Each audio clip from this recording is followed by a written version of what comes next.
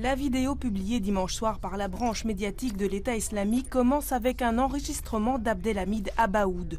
Le Molenbeekois tué lors du raid de Saint-Denis appelle la coalition occidentale à fuir la Syrie et l'Irak. Pour ce spécialiste en terrorisme, on y comprend qu'Abaoud n'est pas le cerveau des attentats. Certains étaient déjà en Europe, certains sont venus spécialement pour mener ces attentats à Paris.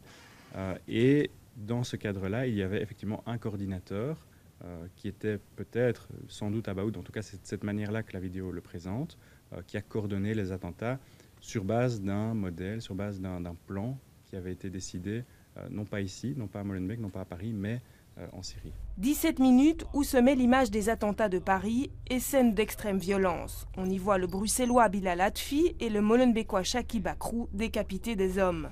Quant à Brahim Abdeslam, le troisième kamikaze molenbeekois mort en Île-de-France, il n'exécute personne mais tire à la Kalachnikov.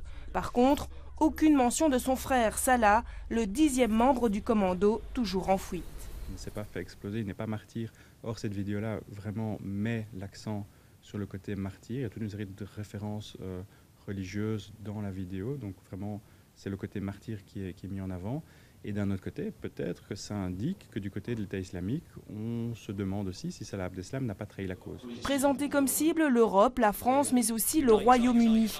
Rien de neuf selon notre expert. Par contre, des preuves de présence dans les camps d'entraînement de Daesh. Il y avait certains individus, on n'était pas tout à fait sûr de par où ils étaient passés en Syrie, ni de quand ils étaient passés par là. Donc effectivement, à ce niveau-là, on a reçu peut-être quelques informations utiles.